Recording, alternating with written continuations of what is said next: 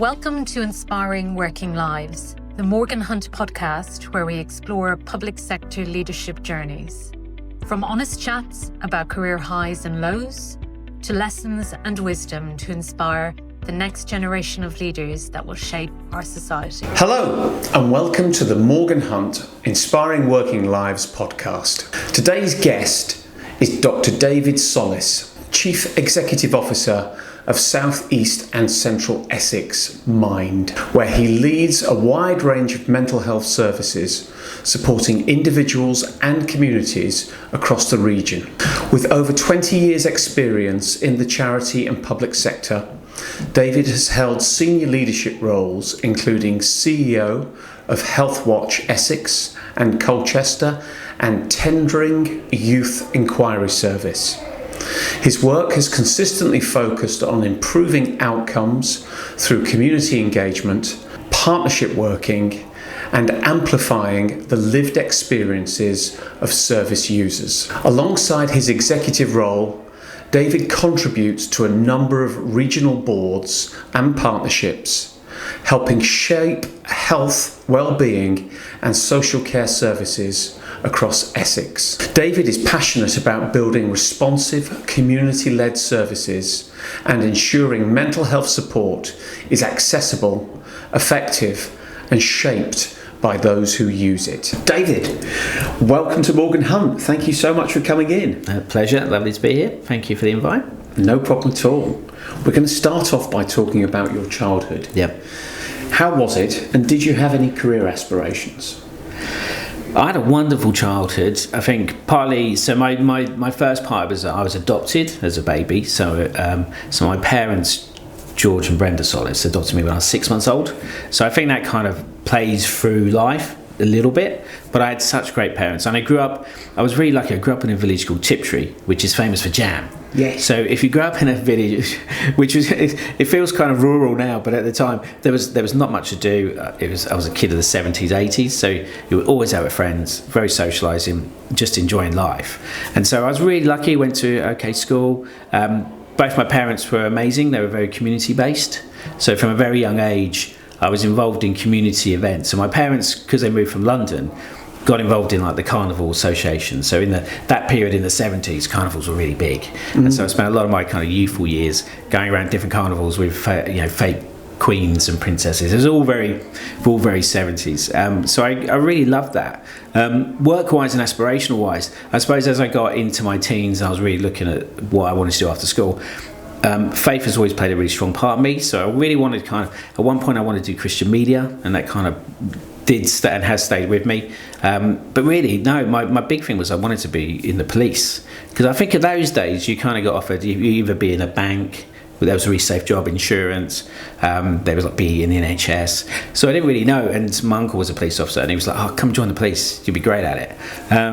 And I did go and apply for police cadet stuff, and they completely binned me off. And I thought, yeah, that's probably right as well. I've probably been a terrible policeman. Yeah, I think. Right. I think looking back, that wouldn't have been my aspirations. But I think in those days, when did I leave school? 86. So we probably were in that period of quite high unemployment. And we had the Cold War was still going. So there was a lot of good stuff, but also there was a lot of change in the world. And so I think, my first job was really, I just went and worked in the local council. I went and joined Essex County Council, did a little kind of admin job there. And then later on, my mum got me a job in an insurance company called Sedgwick. So I was very lucky with that.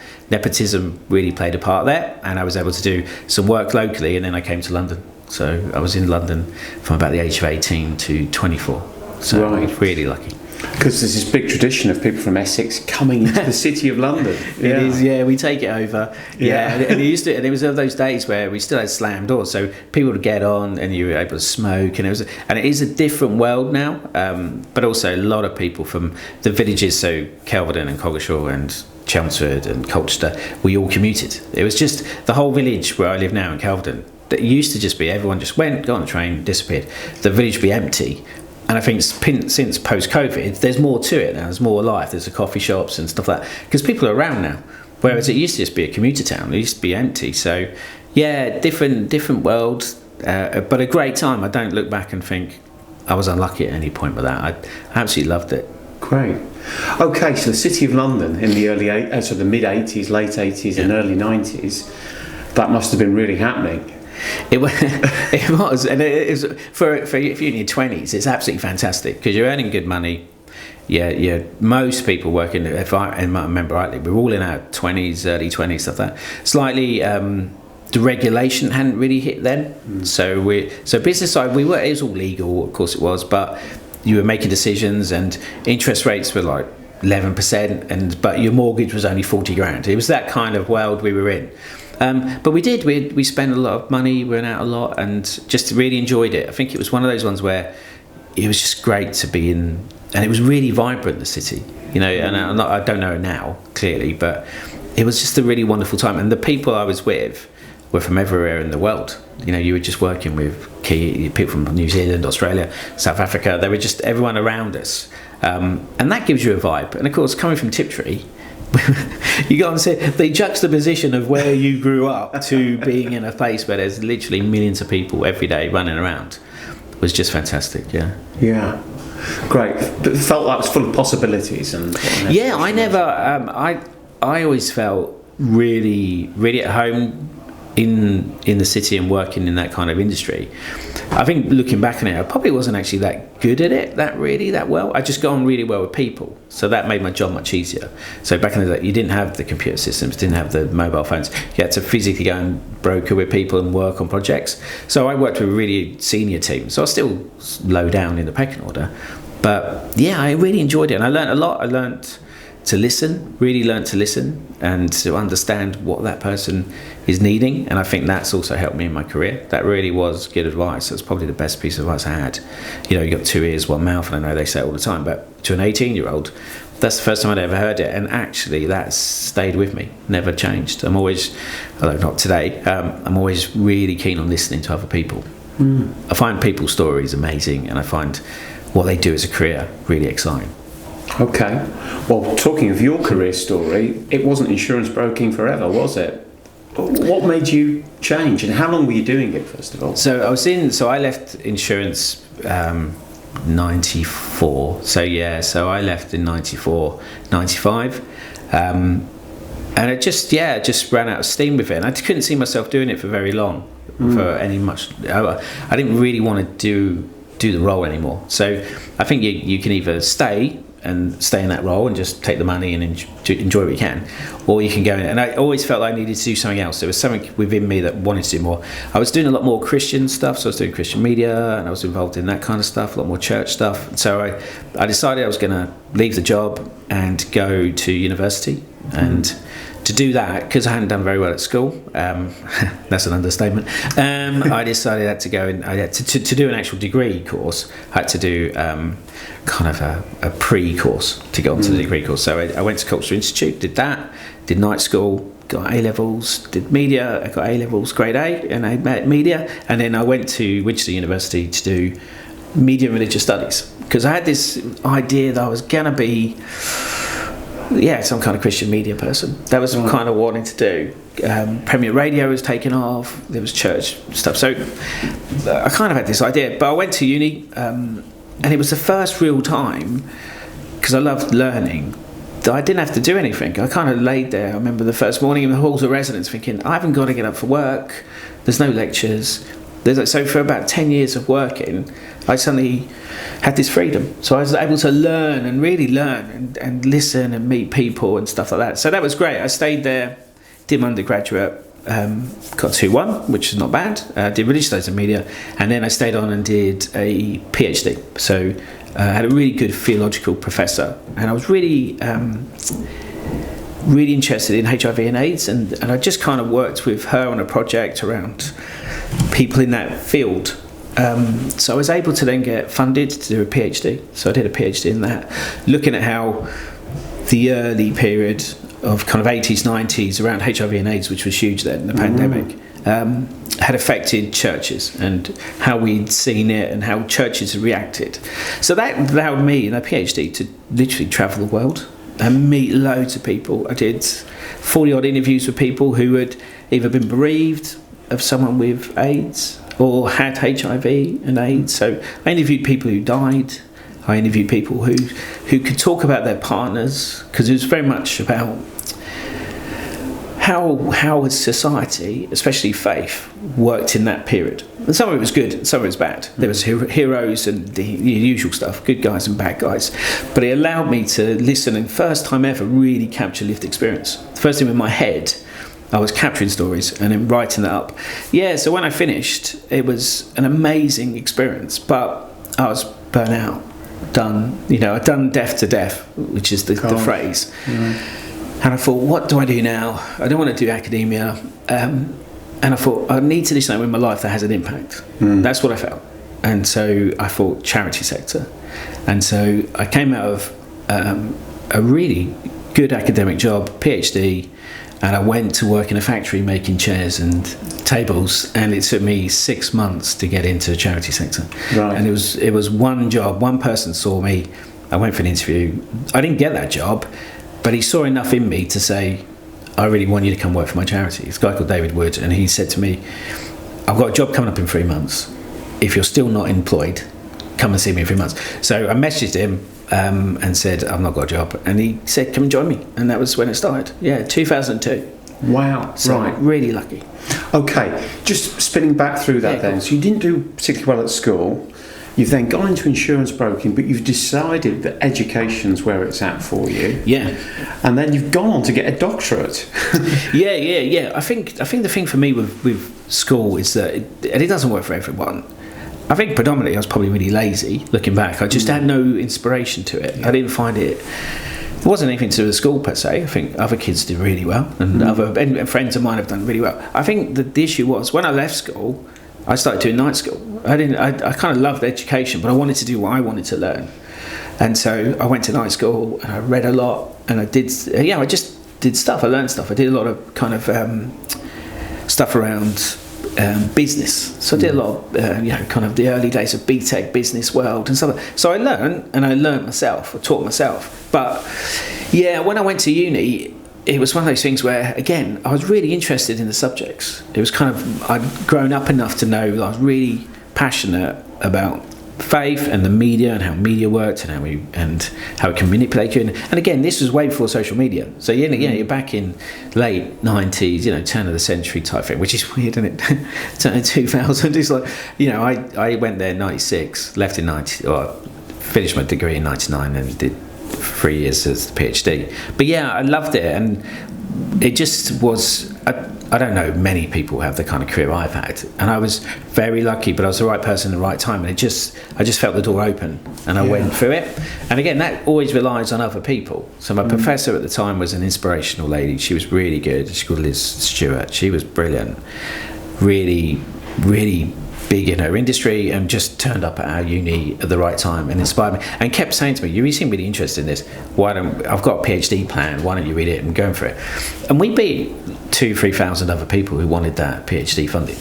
It was a really good, at the time, we say now, it was a really good pitch, because it was actually about people who had no voice, and they hadn't had a voice, and we were able to go in, and I feel really honoured. And believe me, it still sticks with me, but it's that bit about someone telling you a story that they've never told anyone else. And they were so open about it, so because you wanted to. And I created a model of engagement that was guested, so I'd go and stay with people and learn about their partner. And so I went down to Brighton a few times, because there was a couple of people in same-sex relationships, and they would show me the bars they go to, they'd show me the photos, they showed me the clubs, and so I got to know the person we were talking about. It wasn't just a cold calling interview. It was like, who are you talking about? How do I understand it? And they also had faith. They had a Christian faith or a Christian background. So it's how do you kind of work that out as well? How do you marry the two things around faith and your same-sex relationship and da-da-da? And it was all in the 80s, 90s, that period. And so it was really fascinating, and I was just really lucky to do it. But afterwards I was like, right, I'm actually not an academic. And I think that's the thing you have to recognise, is that actually, I have a title I used to mostly try and book restaurants with and show off sometimes. But I always think that, weirdly, in COVID, I used my PhD studies more in COVID than I did anywhere else, because it was a pandemic, because people were dying in great numbers. It was this virus. We were reacting to it. How does the church, how does faith react to it? And all faiths did. If you look at the kind of what Gurdwaras were doing in Birmingham, feeding thousands of NHS staff, churches were out doing stuff, Muslims, mosques, everybody was out doing stuff, because actually we were closing all the places of worship. So once that closed, the only place you could and make an impact was in the community. Yeah. And it's really valuable to watch it. And I think we've also withdrawn back from that. Once COVID came back, we just said, it's the government or somebody else. Faiths just kind of went back into their traditional, back in a building role. So, yeah, I'm fascinated by it all. Great, okay. So clearly that kind of sort of got you thinking about charity work and giving back and how you can do stuff. So whilst you're working in the cabinet factory, he says, come and see me. Who was this gentleman again? Yeah, so there was a gentleman called David Wood, and he was the chief exec, or he still is chief exec of a charity called Attend.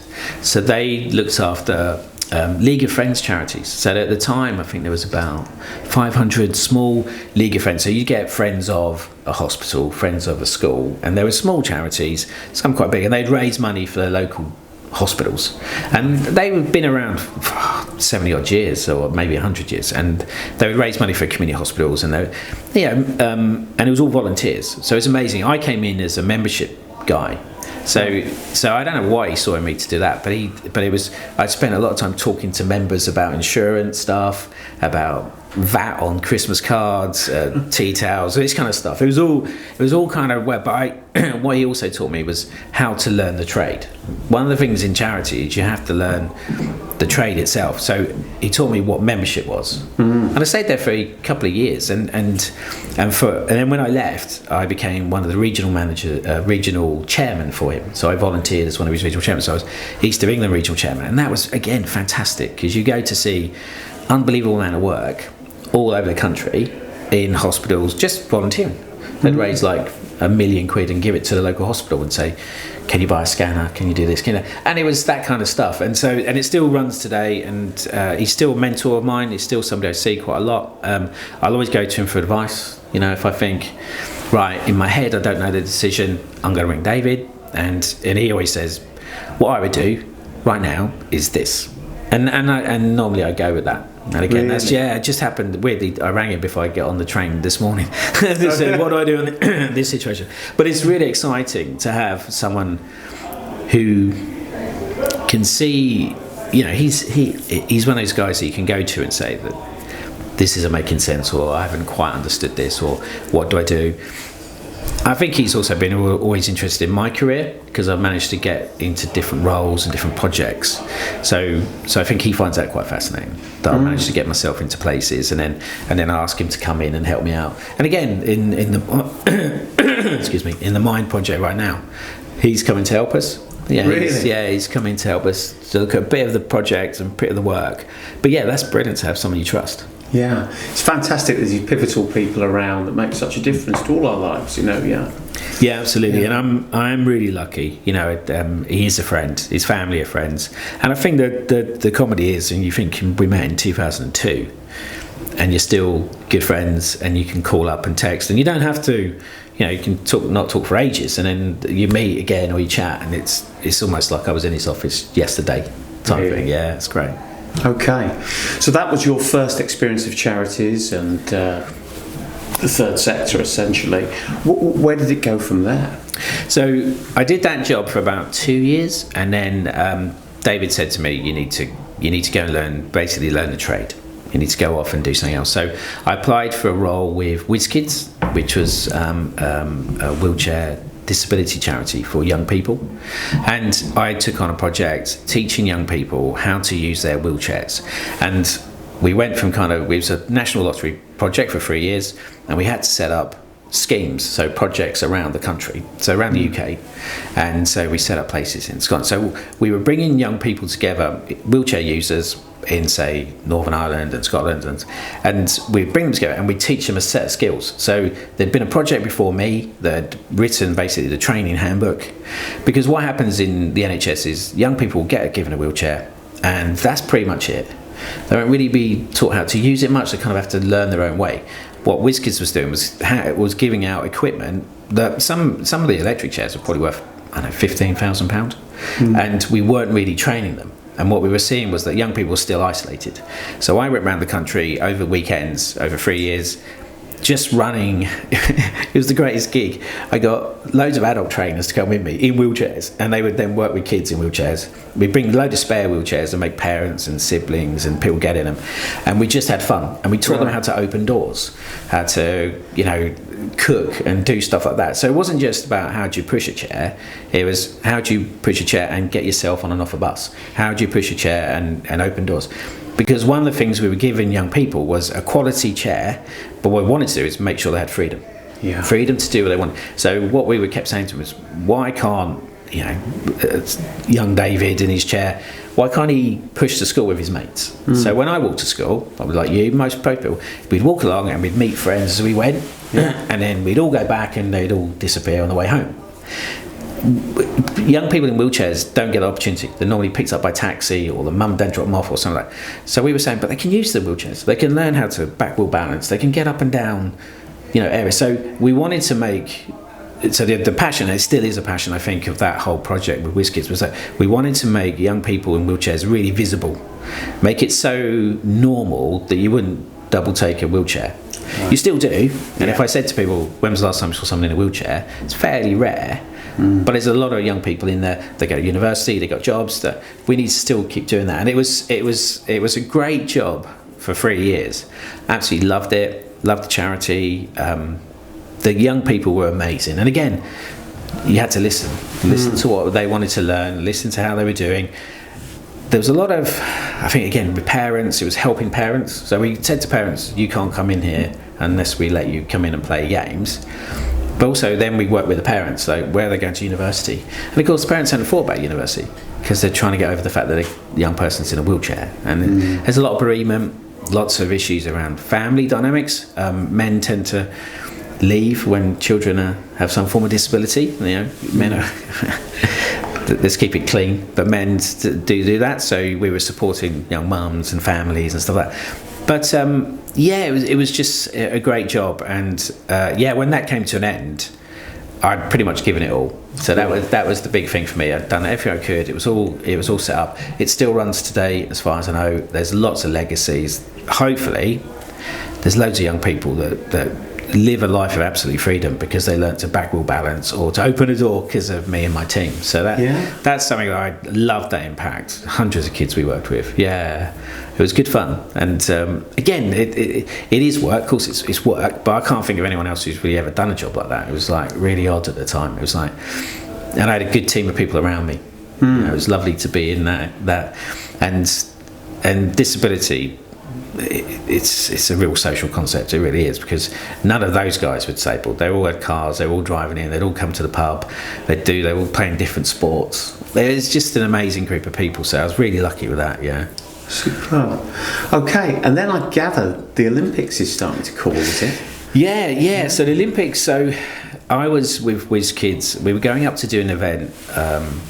I think it was near Derby, and we were driving through London. So WizKids head office was in Victoria at the time, and we stacked up a car full of stuff to take to an event, and we were driving up, and it was the day the Olympics were being, so everyone was in Trafalgar Square, and we were driving kind of out of Victoria, coming along the road towards Parliament, and everyone had stopped, and you could hear it on the radio, and then it went, and the winner is London, and literally everyone got out of cars, and it was just sitting in the. We got out of the car, we were jumping up and down. My sister-in-law was with me.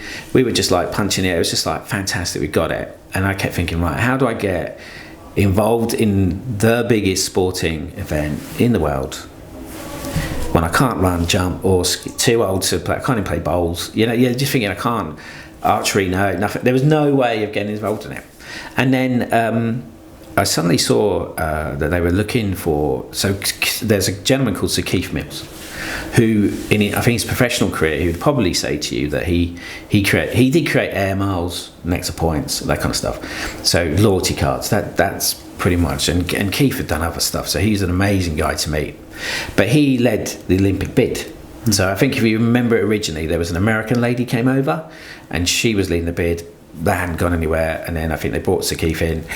And he led the bid, and he did all the pitch. And if you ever listen to him talk, he is incredible. He is an incredible, very humble man. Like, I can't, when you look at what he achieved. So when he won the Olympics, one of the things he talked about was legacy. So in the pitch, when Seb Coe's up there talking about it, and there's video of a young boy running, I think, through a kind of township, and he ends up running across the line at London. They talk about legacy, and if you remember the pitch, we took a load of school kids out there, or Keith did, and they stood up. They were from London, I think they were from Tower Hamlets, and that was amazing as well. So he took a load of young people, and that was the legacy. So won the Olympics, Keith then had to think about what that legacy looked like, and he created a charity called Sported. And so he brought some people together, said, what can it do? So the idea was that there would be business people working with local sports club around sport for development. Sport can change lives. Fact. You're never going to tell me it doesn't. Sport improves your life, improves your mental health. But for Keith, it was about, how do I put the business world, which he works in, and the sport world together, which is what he does. When you think about what he's achieved. So he delivered, not only did he win the Olympics, he went and delivered it. Like, what a CV. I think mine's all right, but look at that guy. So I was able to go along. I was the regional manager for East Anglia. So I was in Essex, Cambridgeshire, Norfolk, Suffolk. So I was covering that area. And I'd go around to smaller, like, boxing clubs, chat to boxing clubs and say, we've got some funding we want to give you. So Keith's money, I think it was like 15 million or so he put in. We give out his money. And so that was really interesting, because before, the money didn't really come from anyone. But I'd actually meet Keith once in a while, and it'd be like his money. So I'd think, right, I'm not just going to waste his money. I'm going to make sure it goes to the right space. So we were working with, football clubs, boxing clubs, anything that worked with deprived areas that helped young people develop their skill set. And we changed them into businesses, or we tried to change them into businesses and help them be busy. So, like, we'd go to a boxing club, and the boxing club would be brilliant at boxing, like, fantastic. They were pure, everyone in there was box mad.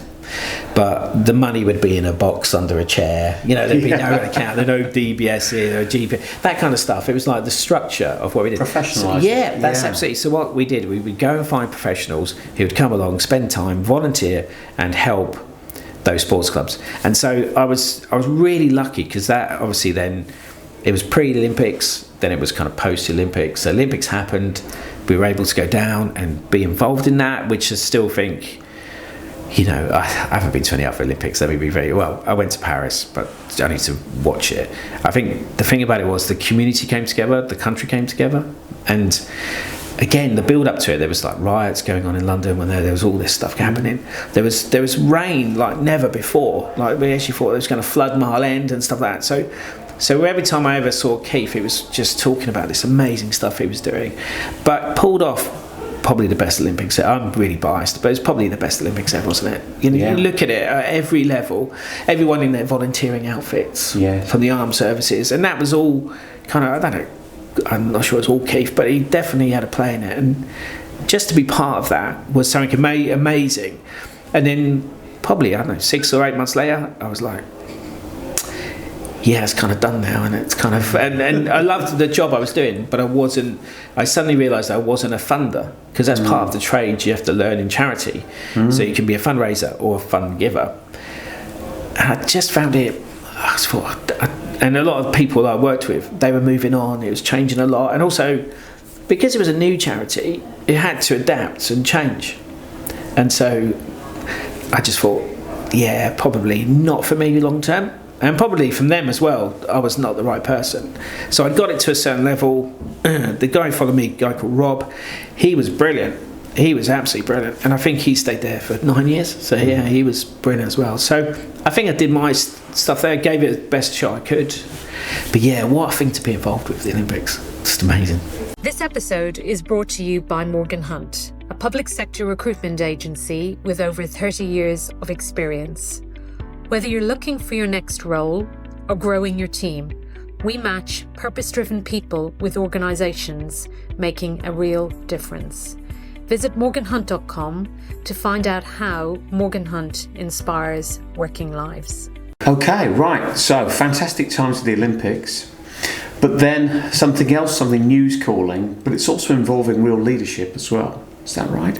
Yeah, so at the time, the new government had decided they wanted to create what was called health watches. So there was set up, there was Health Watch England and health watches in all the areas. So Health Watch Essex covered the whole of Essex. And I saw there was a guy called Tom Nutt, he was the chief exec, and he was looking for an engagement manager. And that was to lead a new program of volunteering, of engagement projects, media. And I thought, we got a completely blank piece of paper here.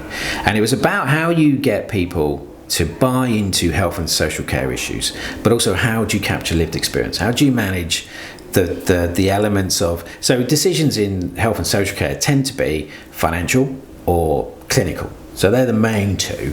What our job was to be is to get lived experience as part of that decision making.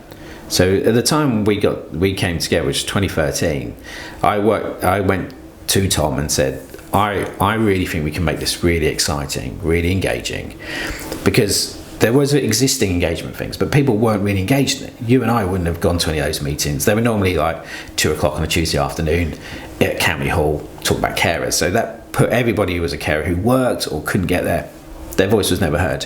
So my drive was about capturing voices of young people, older people, people with disabilities, carers, into that debate. And so I'd go out to organisations such, because we were independent, we were able to work with the NHS, social care, mental health companies, and that was a real challenge. And I managed a team of about 5 or 6 people. We did lots of filming.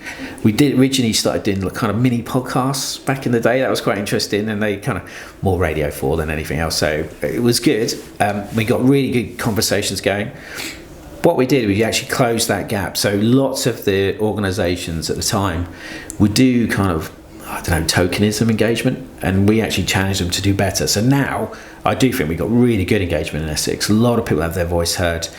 A lot of people who make decisions listen to it. So they don't just say, look, these are the decisions. So the impact was really good. I've been doing that a couple of years, 3 years, and then Tom decided for himself and everything to move on to a national charity.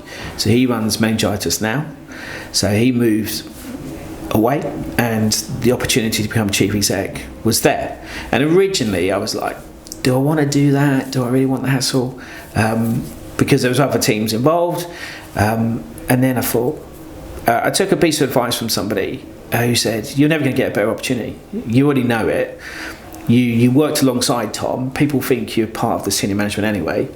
You should go for it. So I did, I applied. I got given the job. And so I kind of stayed there for 7.5 years in all. It was a hard learning curve, become chief exec. You have the imposter syndrome to start with, don't you? Let's be fair. No one believes they should be ultimately in charge. I was like, oh my word. I was working directly to the board, which was both good and bad. So we had some good board members and some bad. That was something you had to learn. But I did enjoy it. Overall, we did a lot of good projects, a lot of good stuff. It didn't end in the best way I would have liked, if I'm honest. I think it's partly because I was trying to do too much. I think I was asking the charity to do too much, but also probably I learned what I wanted to learn, and I think I needed to exit. So, and also just before COVID was coming, so I left that and went to another charity, as chief exec of Yes. So I took on the Youth Inquiry Service in Colchester and tendering, so North East Essex, and we took it through COVID. So it was like counselling services, housing, and teenage pregnancy. So I managed that as chief exec. So that was the hardest one, because that was really, really underperforming. Really the funding had gone, COVID had hit, lots of challenges, and so I had to rebuild the team, rebuild the brand, do the new logos, new vision, new business plan. Stuck really tightly to the 3 original core elements of what we did, and then we expanded a bit more. I think with Yes, what happened was there was a run of suicides from young people in the tendering area, and I think that was my real call to action. There was 3 young people took their own lives, and that was really a wake-up call to say, my charity that I'm leading is not in that battle. We clearly weren't there. We clearly weren't doing enough. So what we did is we went and got some funding. We worked with the NHS a lot closer. We put counsellors in the schools, what we called school navigators, and we got that level of risk down. So we worked with local people. But yeah, and it was an amazing period. That was an amazingly tough, challenging role. But the leadership stuff came through because you had to redo the board, get the funding, and get the charity into the system. So I always talk about you have to be part of the system at all levels. Even if you're, I made sure that I got to the top meetings and pushed young people's mental health. I made sure my team were doing that. We tried to recruit, Morgan Hunt, we try to recruit all the very best people. You know this better than me. You try and recruit the best people with the passion and drive. And that came, I think, from, and I always say it comes from the board, but also the chief exec. If you're a chief exec that can inspire a board and staff, that was the aim. And I think I did that okay. I think I did all right. I'm always, fairly, the impact was that we helped more young people than we'd ever done. We definitely got suicide rates down to 0 in my area. And it's a really good established charity now. Yeah. Well, that's fantastic. So you've broken through into leadership, CEO of a charity. You've got those real wins from that charity in terms of achieving an objective, all plugged in.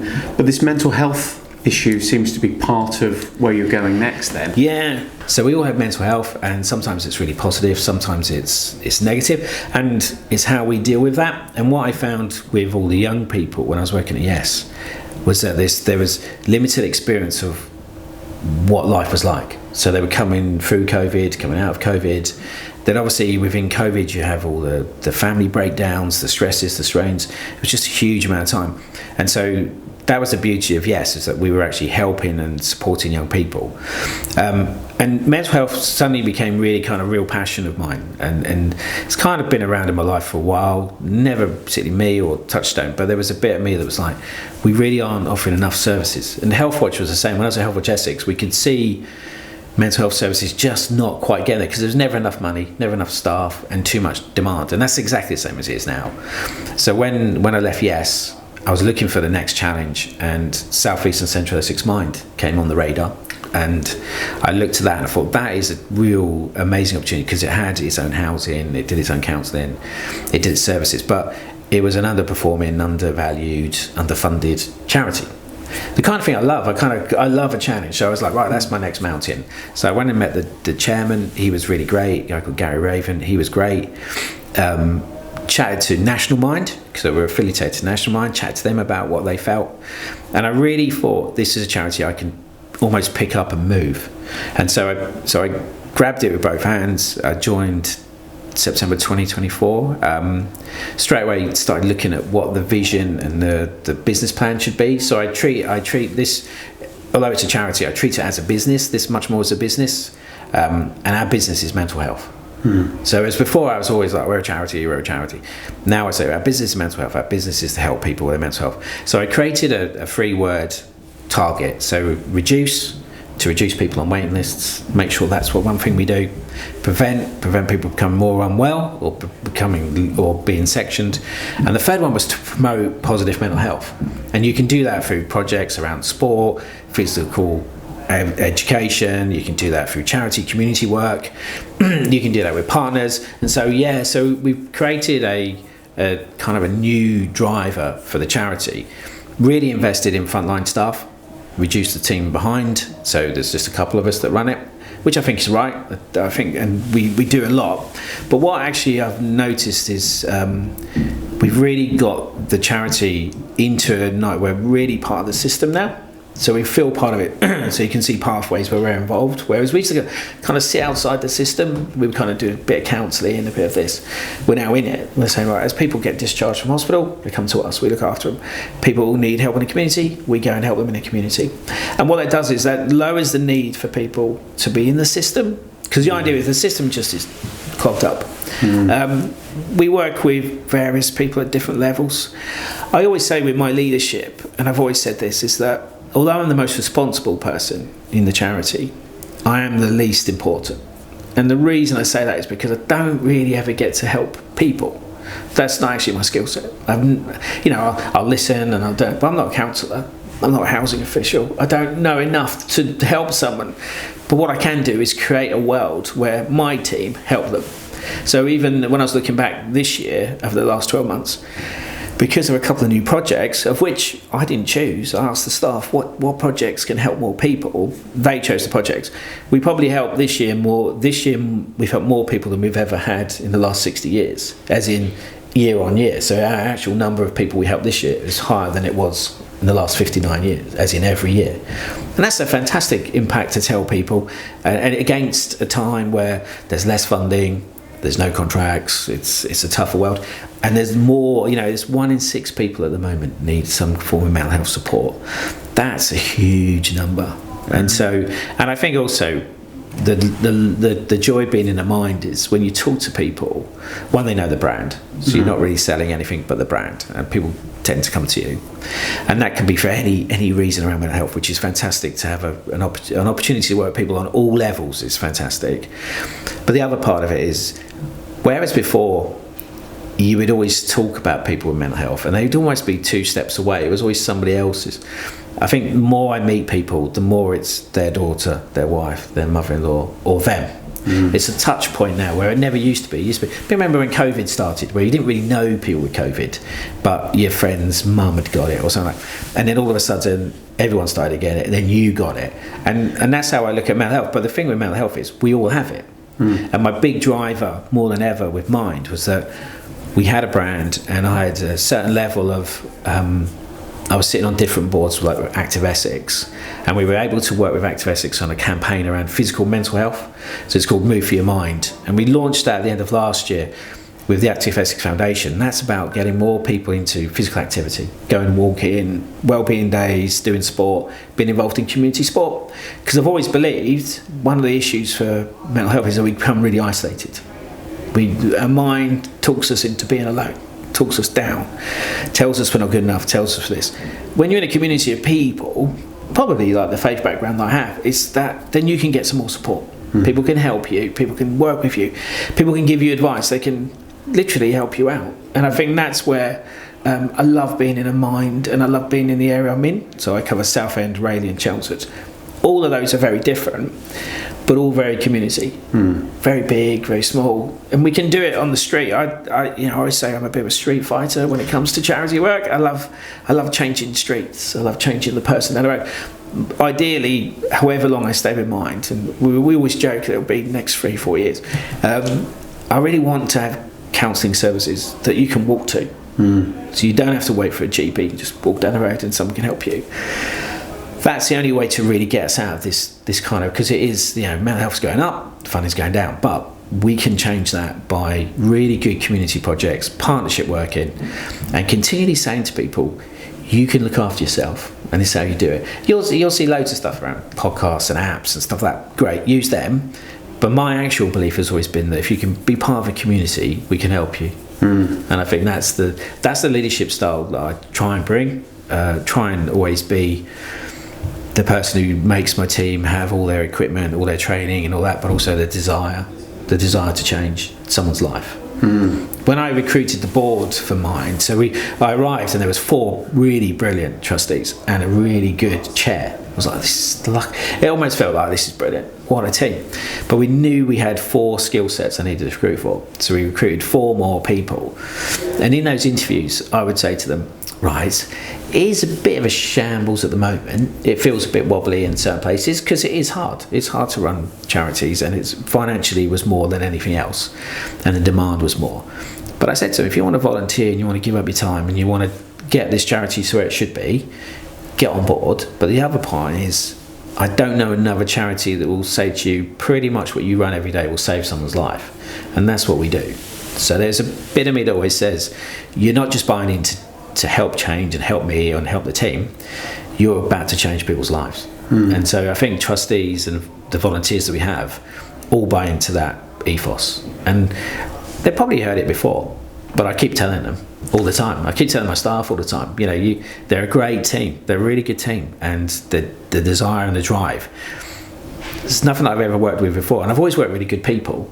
But I love this one, and I think it's partly because we look at the area and we look at the topic and we say, this is everybody's business, mental health, and we really want to be part of it and be a positive part of it.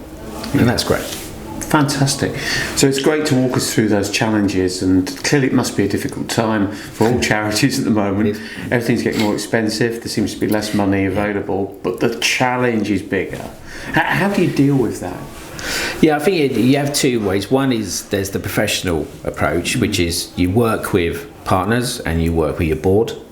You make decisions, redundancies, selling assets. That lots of charities are going for this. We're all looking at it. And it's about the long-term plan. How do we make sure we're still here?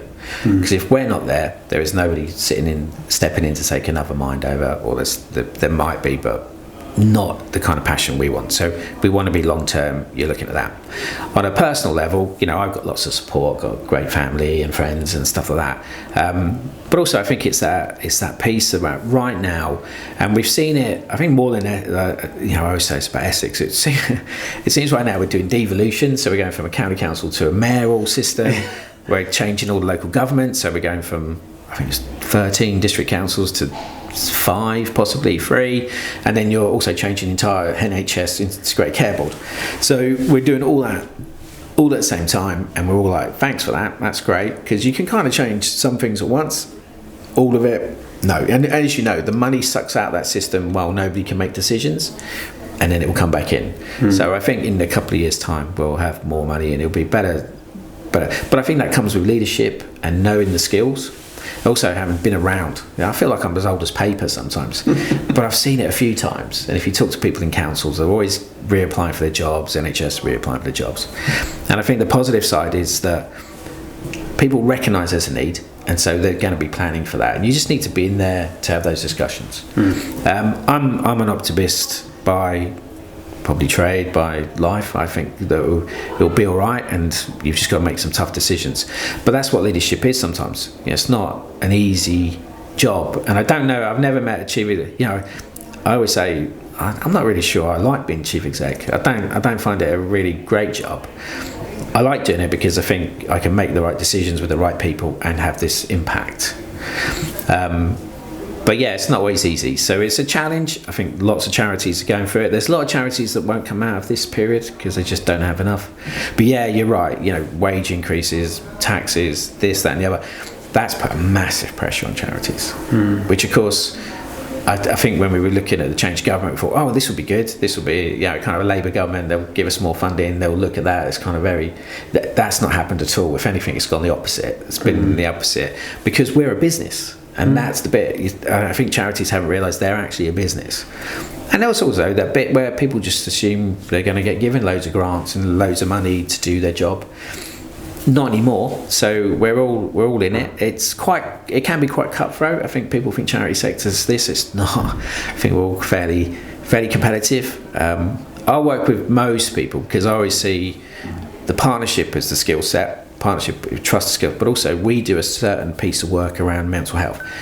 I don't know that community, so I go and find someone in that community, and then I do the mental health for that community. We never go alone. We always go because the learning of that community, someone's been there 20, 30 years, they know the community, they know what they need. So we're doing a piece of work with Ukrainian families, right? And that's been brilliant because we've been able to offer family counselling, adult counselling, children, young people. But I don't know that community very well. So I kind of been to a couple of things, but no. So we just went and found community people in there, and they just said, yeah, absolutely. So they're our salespeople, and we just say, if you need support, come to us. That has been a real eye-opener on loads of levels, because I've been able to listen to stories of people who are at war. They've got family at war, and the loss and the bereavement makes you sit there and think, wow, we probably work with people who are depressed about their jobs or this and that. This story is about war, and so we've got Ukrainian counsellors, we've got local counsellors, so we're doing a lot of learning as a charity around that. But it's such an honour to just be able to say we help that community, and we do that in other communities as well, so not just them, but that's a fantastic piece of work. So yeah, when you talk about leadership, sometimes it's about I'm going to sit my charity there because that's where it should be. And the hardest decision is what's right and wrong. Just what's the right thing to do. And I think if you can keep delivering the right thing to do, both for your staff, your charity, and the community, you can't get it wrong. It's one of those questions I always ask when I do people's appraisals. I always say, if you had a choice, if you had to make a decision between what was the right thing for the charity or the right thing for the client, what would you choose? Yeah. Most people, pretty much all of them, always say, I'll do the right thing for the client. And I go, great, you can stay for another 12 months. Okay. Because if they suddenly said, I'll do it for the charity, I'm like, what? What kind of, but it's that just checking in that you remember it's actually about that client or that resident. It's important to remember why you do it. Yeah. Okay, great. So with all these challenges that exist, we're going to need a future leader coming through to take on these challenges. And if there was somebody out there maybe in their 30s who's thinking, gosh, I actually quite fancy that, to try and take it on and sort of get to grips with those issues, what advice would you give to them? The first thing I always say to people is make your network as big as you can. Network as well. I was always writing letters to people. Even back when I wanted to do Christian media, I was writing to Premier Radio. I got to know the chief execs. I volunteered there when I was at uni. So that all comes in. That all comes into play. And I think if anyone's thinking of that right now, just message me. I'll talk to you.